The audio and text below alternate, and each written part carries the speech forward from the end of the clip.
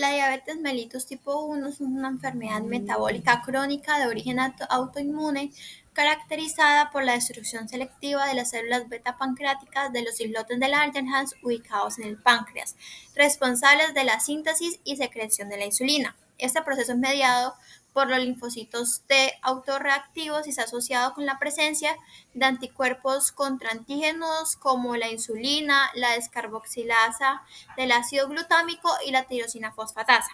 La pérdida progresiva de las células beta pancreáticas va a generar una deficiencia absoluta de insulina, lo que impide la captación de glucosa en tejidos dependientes de este mecanismo, como músculo esquelético, tejido adiposo, y bioquímicamente esto va a producir hiperglucemia, aumento de lipólisis y cetogénesis que puede culminar en una cetoacidosis diabética. En la parte de síntomas y signos de la diabetes mellitus tipo 1 tenemos que ver el estrés prediabético, que es poliduria, polidipsia y polifagia. En la poliguria es el aumento de la frecuencia urinaria debido a la glucosuria. Tenemos la polidipsia, que es la sed excesiva por respuesta a la deshidratación osmótica. Y tenemos la polifagia, que es una hambre intensa. Asimismo, tenemos pérdida de peso involuntaria, que es por la degradación de las grasas, por la lipólisis y proteínas para la obtención de energía. También se va a ver fatiga, debilidad, visión borrosa, náuseas, vómito, dolor abdominal. En la parte de los signos se pueden ver deshidratación evidente como piel seca, mucosas secas. También se puede ver taquipnea. También el paciente puede presentar aliento con olor a acetona por la presencia de cuerpos cetónicos. Puede haber pérdida de masa muscular y tejido adiposo al inicio de la enfermedad, y en casos graves pues puede haber una alteración al nivel de la conciencia por acidosis metabólica. La diabetes mellitus tipo 2 es un trastorno metabólico crónico caracterizado por una resistencia periférica a la insulina, combinada con un deterioro progresivo de las células beta pancreáticas. A diferencia de la diabetes tipo 1, la tipo 2 no es autoinmune y suele presentarse en adultos con sobrepeso, obesidad o síndrome metabólico. En su fisiopatología inicial, los tejidos blancos como el hígado, el tejido adiposo o el músculo presentan una respuesta disminuida a la acción de la insulina, lo que provoca hiperinsulinemia compensadora. Con el tiempo, la disfunción de las células beta pancreáticas impide mantener esta compensación, apareciendo hiperglucemia sostenida. En el hígado se incrementa la gluconeogénesis y en el músculo se reduce la captación de la glucosa, mientras que en el tejido adiposo se va a empezar a liberar ácidos grasos libres. Asimismo, se va a agravar esa resistencia a la insulina con factores de riesgos como obesidad, sedentarismo, dieta hipercalórica y también la predisposición genética o familiar. Desde el punto de vista bioquímico, se caracteriza por alteraciones del metabolismo de la glucosa, lípidos, proteínas, elevación de triglicéridos y disminución de la HDL. ¿Qué síntomas o signos podemos ver en una diabetes mellitus tipo 2? Entre los síntomas principales vamos a encontrar las 3P del diabético, que es poliduria, polidipsia y polifagia, que también son similares a los síntomas y signos de la diabetes tipo 1, aunque suelen ser más leves. También va a haber fatiga y debilidad generalizada relacionadas con la resistencia a la insulina y alteraciones en el metabolismo. Asimismo, vamos a ver una visión borrosa por variaciones osmóticas en el cristalino, pérdida o ganancia de peso inexplicable. Algunos pacientes pierden pesos, como otros pueden aumentar. También se puede ver infecciones recurrentes, especialmente urinarias, cutáneas y fúngicas por el exceso de glucosa en tejidos. También se puede observar cicatrización lenta en heridas por la alteración de la microcirculación y la función inmunológica. Algunos signos que también podemos encontrar pueden ser obesidad central, que es la abdominal, que es signo clave de algún síndrome metabólico, y también se puede encontrar hipertensión arterial y dislipidemias asociadas. Por otro lado, la diabetes mellitus gestacional es una alteración del metabolismo de la glucosa que se diagnostica por primera vez durante el embarazo, generalmente entre el segundo y tercer trimestre. debido a una resistencia a la insulina que es inducida por hormonas placentarias como el lactógeno placentario, la progesterona, el cortisol, la prolactina, estrógenos. Estas hormonas antagonizan la acción de la insulina para asegurar el suministro de la glucosa al feto.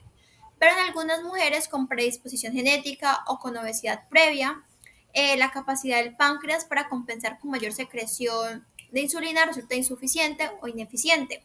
Como consecuencia, se desarrolla hiperglucemia en la mujer que atraviesa la placenta y estimula una hiperinsulinemia fetal, favoreciendo a la macrosomía hipoglucémica neonatal y complicaciones obstetricias.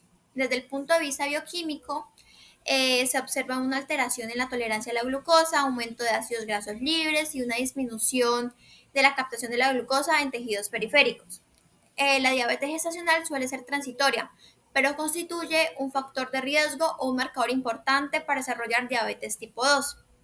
El diagnóstico se realiza mediante una prueba de tolerancia oral a la glucosa, que es el test de O'Sullivan, que se realiza durante las semanas 24 y 28 de gestación.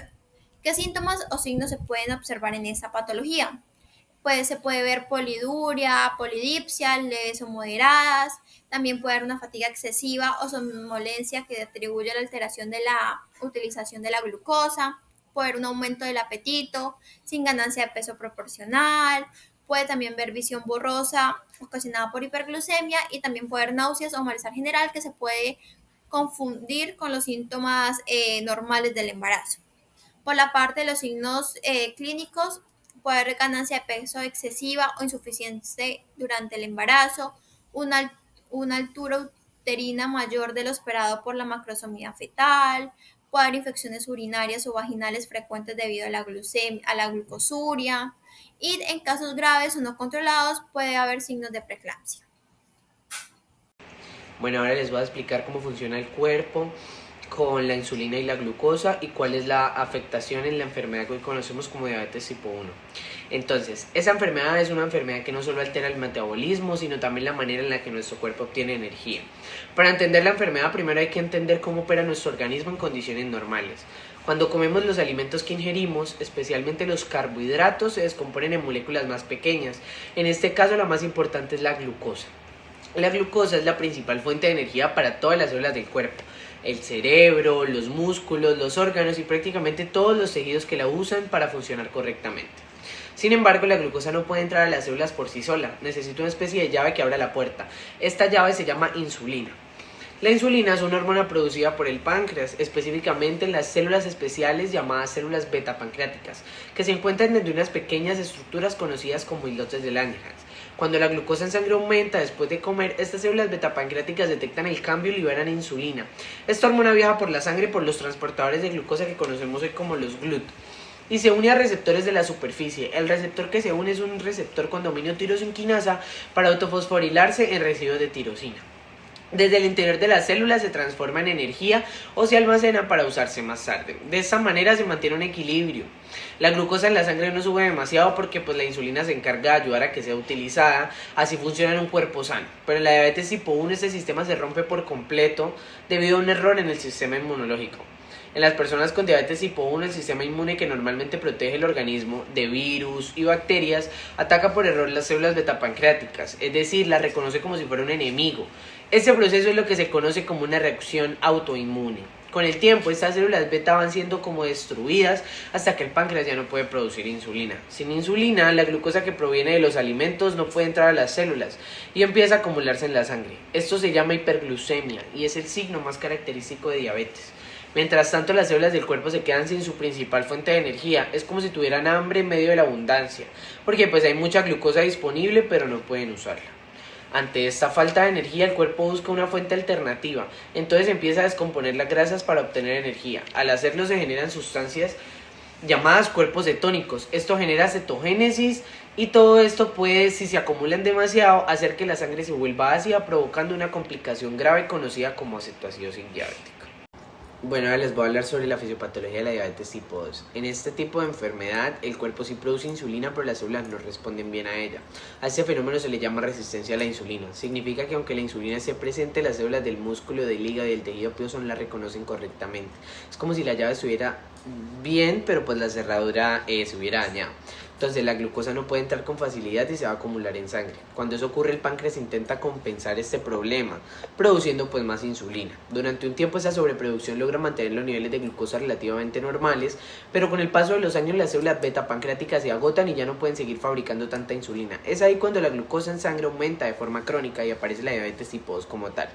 Además, en la diabetes tipo 2, el hígado también contribuye al problema. En lugar de disminuir su sobreproducción de glucosa, la incrementa. Es como si el cuerpo estuviera en un pseudoayuno. Esto hace que la cantidad de glucosa en sangre sea aún mayor. Otro factor importante en el tejido adiposo. Especialmente cuando hay exceso de grasa corporal, las células de grasa liberan sustancias inflamatorias que empeoran la resistencia a la insulina y alteran el metabolismo. Por eso la obesidad, la falta de actividad física y una dieta poco saludable son factores de riesgo tan importantes para el desarrollo de la enfermedad. A diferencia de la diabetes tipo 1, aquí el proceso no es autoinmune sino metabólico y progresivo.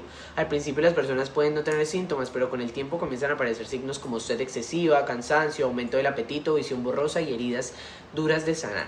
Si no se controla esto, el exceso de glucosa va a dañar los vasos sanguíneos y los nervios. Con los años esto puede causar complicaciones graves, como enfermedades cardíacas, insuficiencia renal o pérdida de la visión o daño en los pies, como el pie diabético. Desde el punto de vista fisiopatológico, la diabetes tipo 2 implica dos fallas principales: resistencia a la insulina y disminución progresiva en la secreción de insulina. Ahora, a continuación, para explicar lo que es la fisiopatología de la diabetes gestacional, debemos realizarlo con esta imagen. Entonces, básicamente lo que ocurre y podemos observar es que en la madre durante el embarazo se va a producir un hipoinsulinismo relativo, es decir, que la insulina, la hormona de la insulina, no va a actuar correctamente. Entonces, el aumento también del índice de la masa grasa y de las hormonas placentarias, como lo es el lactógeno placentario, los estrógenos, la progesterona, el cortisol, van a provocar resistencia a la insulina. Entonces esto lo que va a generar es una hiperglucemia materna, es decir, exceso de glucosa en la sangre de la madre. En la placenta lo que va a ocurrir es que se van a liberar factores de crecimiento y hormonas que van a regular el paso de nutrientes hacia el feto, como el IGF, que va a promover el crecimiento fetal y mejora el uso de la glucosa, el FGF, que también va a estimular el crecimiento de la placenta y del feto, y la leptina, que también aumenta favoreciendo el almacenamiento de la grasa y el crecimiento fetal.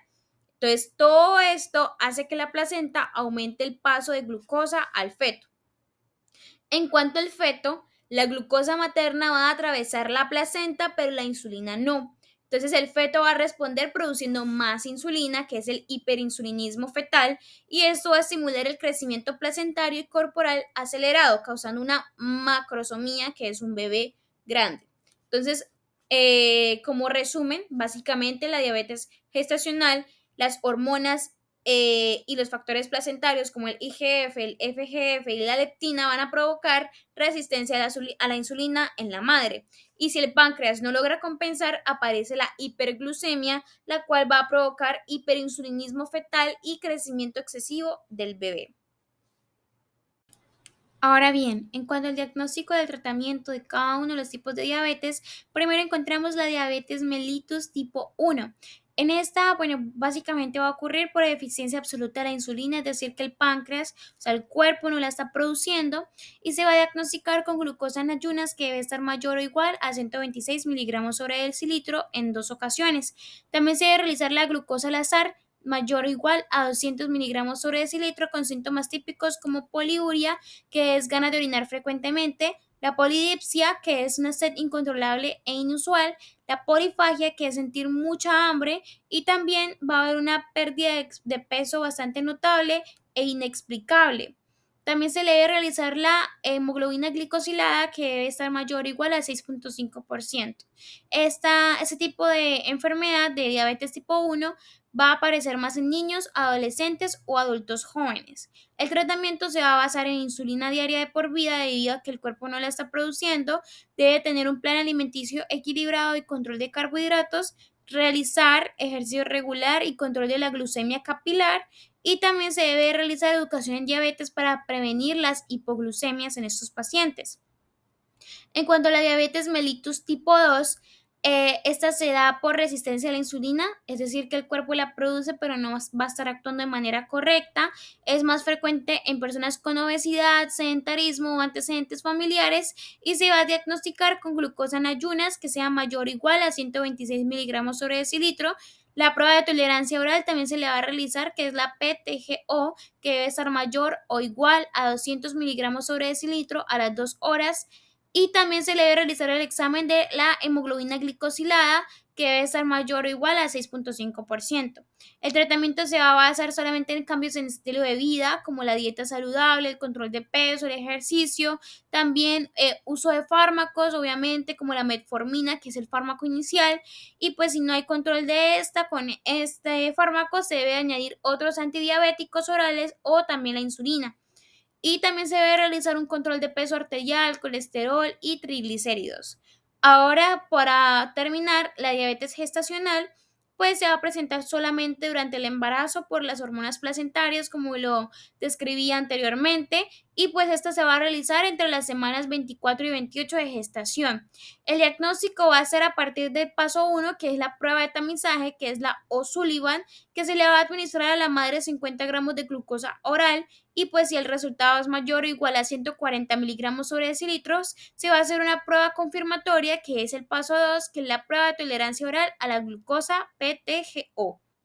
Entonces, se le va a administrar 75 gramos o 100 gramos de glucosa a la madre, y pues si los siguientes valores que les voy a decir van a estar elevados, se van a confirmar que hay presencia de diabetes gestacional. Entonces, los criterios con 75 gramos de glucosa que se le administran a la madre debe ser ayuno mayor o igual a 95 miligramos sobre decilitro, a 1 hora mayor o igual a 180 miligramos sobre decilitro, y a las 2 horas debe estar en mayor o igual a 153 miligramos sobre decilitro. El tratamiento se va a basar en una dieta saludable y controlada en carbohidratos. Debe realizar ejercicio leve o moderado como caminar, yoga prenatal. También se debe realizar un monitoreo frecuente de la glucosa capilar, y si no se va a controlar con dieta, se debe administrar insulina segura en embarazo, y después del parto se debe repetir la prueba de 6 a 12 semanas, ya que pues hay riesgo de diabetes tipo 2 en el futuro. Bueno, ahora yo voy a hablar sobre los factores de riesgo y cómo podemos prevenir cada tipo de esta enfermedad, lo que es el diabetes tipo 1, tipo 2 y la gestacional. Esto es muy importante conocerlo, ya que esta enfermedad es muy común y pues se puede prevenir o detectar a tiempo. En cuanto a la diabetes tipo 1, como factores de riesgo, pues tenemos los antecedentes familiares, también tenemos factores genéticos, ya que ciertos genes pues aumentan la probabilidad de contraer esta enfermedad. Tenemos infecciones virales que pueden afectar al páncreas, vivir en zonas con climas fríos o haber tenido poca exposición a la luz solar. En cuanto a la prevención, pues no hay una forma comprobada de prevenirla porque es una enfermedad autoinmune, pero sí se pueden hacer controles médicos y hay antecedentes familiares para poder detectarla tempranamente y evitar complicaciones. En cuanto a la diabetes tipo 2, pues los factores de riesgo de esta es tener sobrepeso o obesidad, mala alimentación o una alimentación alta en azúcar y grasas, el sedentarismo o tener poca actividad física, tener antecedentes familiares de este tipo de diabetes, la presión arterial alta o el colesterol elevado. Para prevenir esto, pues una dieta saludable, hacer ejercicio regularmente, evitar el tabaco y el exceso de alcohol y hacerse chequeos médicos periódicos, sobre todo si hay antecedentes.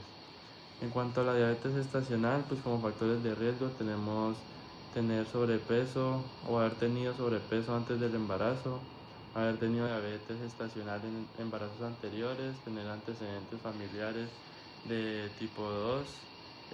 La edad también influye, que es ser mayor de 25 años, los abortos espontáneos. Y en cuanto a la prevención, pues mantener un peso saludable antes y durante el embarazo, alimentarse bien y hacer una actividad física moderada, controlar el azúcar en la sangre durante el embarazo y asistir a todos los controles prenatales. Ahora vamos a hablar sobre la epidemiología en la diabetes mellitus tipo 1. La diabetes tipo 1 representa aproximadamente a un 5 o un 10% de todos los casos de diabetes mellitus. Es más frecuente en niños, adolescentes y adultos jóvenes, aunque puede presentarse a cualquier edad. La edad de inicio suele comenzar antes de los 30 años, con un pico entre los 10 y 14 años. Su incidencia varía según la región. Los países nórdicos como Finlandia y Suecia tienen la tasa más alta del mundo, mientras que Asia y Sudamérica son las más bajas. Afecta de forma similar a hombres y a mujeres. El riesgo aumenta si hay antecedentes familiares de diabetes tipo 1, especialmente si el padre o un hermano la padecen. Los virus y la exposición temprana a la leche de vaca se han propuesto como posibles factores desencadenantes en individuos genéticamente predispuestos. Ahora vamos a hablar sobre patologías asociadas a la diabetes tipo 1. La diabetes tipo 1 es una enfermedad autoinmune y por ello se asocia con otras patologías del mismo origen, entre ellas tiroiditis autoinmune, enfermedad celíaca, anemia perniciosa, vitiligo y enfermedad de Addison, insuficiencia suprarrenal autoinmune. A largo plazo, si no se controla adecuadamente, puede causar complicaciones crónicas típicas de la diabetes, como nefropatía diabética, enfermedad cardiovascular prematura, neuropatía periférica y autonómica y retinopatía diabética. Ahora vamos a hablar sobre la epidemiología en la diabetes mellitus tipo 2. Es la forma más común de diabetes, representando cerca del 90 al 95% de los casos en el mundo. Típicamente se presenta en adultos mayores de 40 años, aunque cada vez es más frecuente en adolescentes y jóvenes por el aumento de la obesidad. En factores de riesgo encontramos la obesidad, especialmente abdominal, sedentarismo, dieta rica en azúcares y grasas, antecedentes familiares, síndrome metabólico y étnico, mayor prevalencia en latinoamericanos, afrodescendientes y asiáticos. En la prevalencia global está aumentando rápidamente. Se estima que afecta a más de 500 millones de personas en el mundo, siendo un importante problema de salud pública. Afecta ligeramente más a las mujeres, pero depende del contexto poblacional. Ahora vamos a hablar sobre las patologías asociadas. La diabetes tipo 2 forma parte del síndrome metabólico, por lo que se asocia con alteraciones metabólicas y cardiovasculares, hipertensión arterial, dislipemias como hipertrigliceridemia, disminución del HDL y aumento del LDL, obesidad visceral, enfermedad cardiovascular aterosclerótica, infarto de miocardio, enfermedad coronaria, accidente cerebrovascular, hígado graso no alcohólico y síndrome de ovario poliquístico en mujeres. También puede llevar a las complicaciones microvasculares clásicas, nefropatía, neuropatía, retinopatía diabética, y a un riesgo aumentado de amputaciones por úlceras diabéticas e infecciones.